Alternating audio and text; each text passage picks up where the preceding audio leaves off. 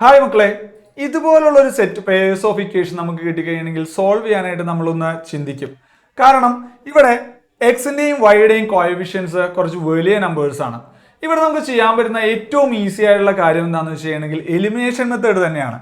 പക്ഷെ എലിമിനേഷൻ മെത്തേഡിൽ നമുക്കറിയാം എക്സിന്റെയും വൈയുടെയും കോഎഫിഷ്യൻസ് സെയിം ആക്കണം. ഇവിടെ അത് സെയിം ആക്കാൻ നിന്ന് ചെയ്യണമെങ്കിൽ അത്ര എളുപ്പമല്ല. അതിനൊരു സൊല്യൂഷൻ ആണ്. ഇവിടെ ശ്രദ്ധിച്ചു നോക്കിയാൽ അറിയാം 51 പ്ലസ് 49 100 ആണ്. അതുപോലെ 501 പ്ലസ് 499 1000 ആണ്.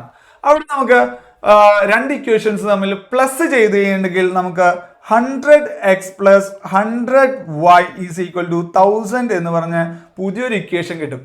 ഇവിടെ 100 കോമൺ ആയതുകൊണ്ട് തന്നെ 100 കൊണ്ട് ഡിവൈഡ് ചെയ്താൽ x plus y is equal to 10 എന്ന് പറഞ്ഞ ഒരു ചെറിയ ഇക്വേഷനിലേക്ക് നമുക്ക് അതിനെ കൺവേർട്ട് ചെയ്യാൻ പറ്റും.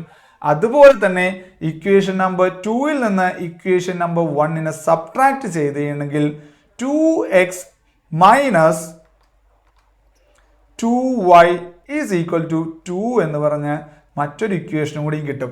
ഇവരെ രണ്ടുപേരെയും തമ്മിൽ സോൾവ് ചെയ്യാൻ യാതൊരു ബുദ്ധിമുട്ടുമില്ല. എലിമിനേഷൻ മെത്തേഡ് വെച്ച് നമുക്ക് ഈസി ആയിട്ട് സോൾവ് ചെയ്യാം. അപ്പോൾ ഇതുപോലുള്ള പ്രോബ്ലംസ് വരുമ്പോൾ പേടിക്കേണ്ട ആവശ്യമില്ല. അവിടെ നമുക്ക് രക്ഷപ്പെടാനുള്ള എന്തെങ്കിലും ക്ലൂ ആ ക്വസ്റ്റ്യനിൽ തന്നെ ഉണ്ടാവും. ഇതുപോലുള്ള കോമ്പിനേഷൻസ് ആണോ എന്ന് നോക്കിയാൽ മാത്രം മതി. ചിലപ്പോൾ ആഡ് ചെയ്യലും സബ്ട്രാക്ട് ചെയ്യലും ചെയ്ത് കഴിഞ്ഞെങ്കിൽ സിമ്പിളായിട്ട് നമുക്ക് സോൾവ് ചെയ്യാൻ പറ്റും. ഇതിൻ്റെ ആൻസർ എന്താണെന്ന് കമൻറ്റ് ബോക്സിൽ പറയാം.